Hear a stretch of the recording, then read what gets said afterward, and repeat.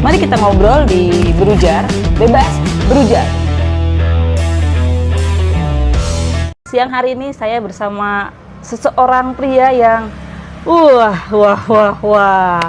pokoknya nanti kita ngobrol banyak. Saya bersama Kang Irhan Nugraha. Sebagai ex napiter, tapi itu cerita yang lalu. Iya. Nanti kita cerita banyak. Boleh, Pak. Sekarang kita ada di channel saya, Kang. Iya. Channel Berujar. Berujar itu apa sih, Kang? Berujar.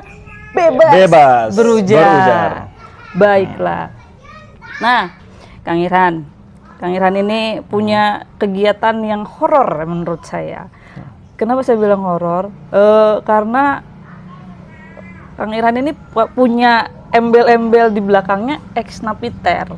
Itu serem menurut saya, serem.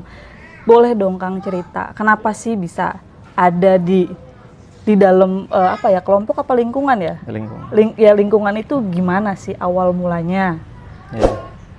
Baik, saya akan sedikit menceritakan terkait dengan kronologi perjalanan saya bisa terlibat ke dunia yang tadi disampaikan horor, ya, terkait dengan terorisme, ya. Jadi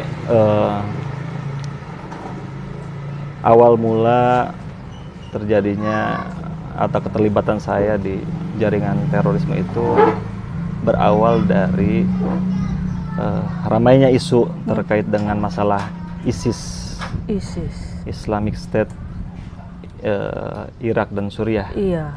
Yang ada di Irak dan Suriah di Timur Tengah. Pada saat itu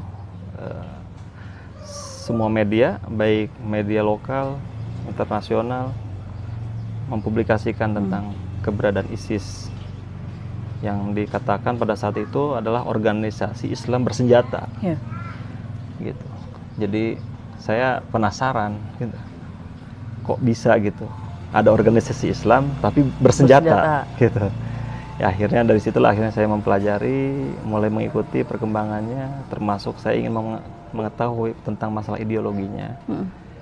Namun pada perjalanan itu, karena memang posisi waktu itu memang keilmuan saya terkait dengan masalah-masalah agama ini kurang, sehingga ketika saya mempelajari terkait dengan masalah pemahaman ISIS itu begitu cepat, begitu mudah untuk saya masuk gitu ke dalamnya gitu. Ya akhirnya pada tahun 2014 ketika Daulah Islam mendeklarasikan, ya, yang dipimpin oleh Abu Bakar Al-Baghdadi pada saat itu, akhirnya kita dari Indonesia ikut sama-sama berbaiat kepada Amirul Mukminin Abu Bakar Al-Baghdadi di Irak dan Suriah gitu. Yang dipelopori dulu sempat awal itu di UIN, ya. UIN gitu. UIN Ciputat. Gitu, Syarifudullah. Kemudian akhirnya terus berkembang di tiap-tiap kelompok faksi jihadis, apalagi khususnya yang ada di Banten. Itu akhirnya berbondong-bondong berbaiat gitu. Dan disitulah akhirnya kita mulai masuk ke dalam keterlibatan jaringan atau organisasi terorisme. Oke, Kang, yang mendasari pengen terlibat di dalam Islam yang bersenjata itu selain ilmu keagamaan yang kurang, apa sih lingkungan teman-teman atau itu gimana? Ya, mungkin tadi itu banyak faktor, ya, banyak faktor karena awalnya rasa ingin tahu. Faktornya awalnya rasa ingin tahu terkait dengan masalah pemahaman agama yang benar bagaimana gitu.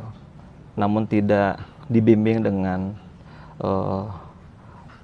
alim ulama yang benar gitu, sehingga akhirnya terjebaklah dengan lingkungan-lingkungan yang justru memberikan pemahaman-pemahaman yang radikal gitu. Itu diantaranya satu. Kemudian faktornya juga bisa jadi faktor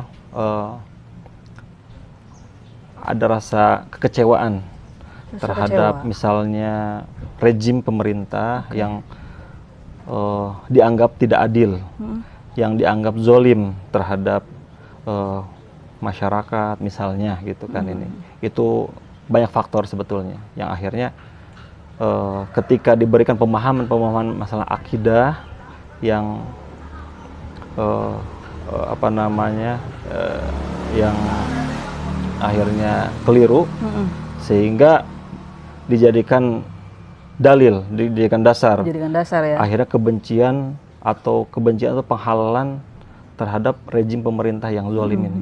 Gitu. Jadi kebencian terhadap pemerintah itu semakin kuat lah ya. Kuat gitu. Karena ada dalil yang salah itu. Ya gitu. Oh, Ya, jadi menarik nih Kang. Karena tadi saya juga sempat ngobrol juga sama Kiai Asror tentang radikalisme dan terorisme. Berarti orang-orang yang salah jalan kayak Kang Irham ini banyak di Indonesia. Banyak. Tetapi kalau melihat dari jumlah populasi penduduk gitu kan, ini lumayan gitu, lumayan keberadaannya lumayan banyak, dan sampai saat ini pun artinya pemahaman radikalisme itu masih tetap ada. Cuman hanya saja tidak semenonjol kemarin-kemarin ketika ramai-ramainya isu tentang ISIS. Betul, gitu saja. Betul.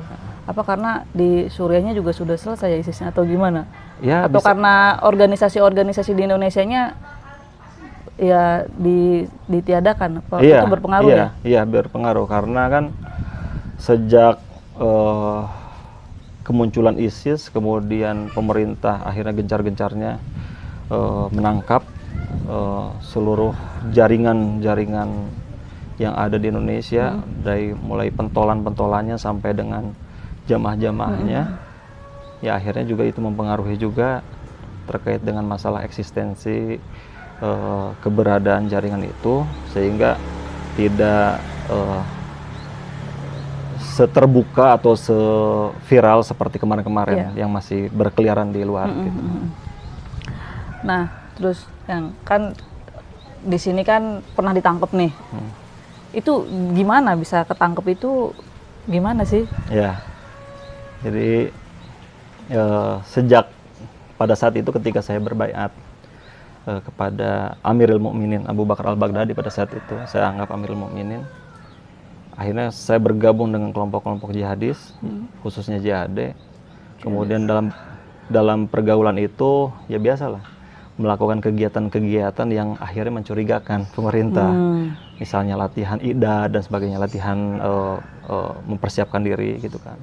Kemudian sampai akhirnya kita didoktrin kebencian terhadap pemerintah, pegawai-pegawai pemerintah, bahkan Polri gitu kan, khususnya dikhususkan gitu kan, menjadi target sasaran kita, target utama kita pada saat itu.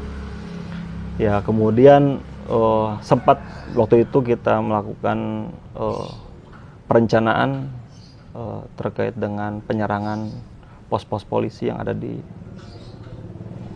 Indonesia, khususnya di Banten. Kemudian setelah itu kita juga ada rencana pemberangkatan hijrah ke Suriah. Waduh. Gitu. Jadi ketangkapnya di mana waktu itu, Kang? Waktu itu ketangkapnya di perjalanan. Di perjalanan. Itu mau ke Suriah. Mau ke Suriah. Jadi belum nyampe udah ditangkap. Belum nyampe sudah ditangkap. Gitu. Oh, terus sekarang sudah sorry.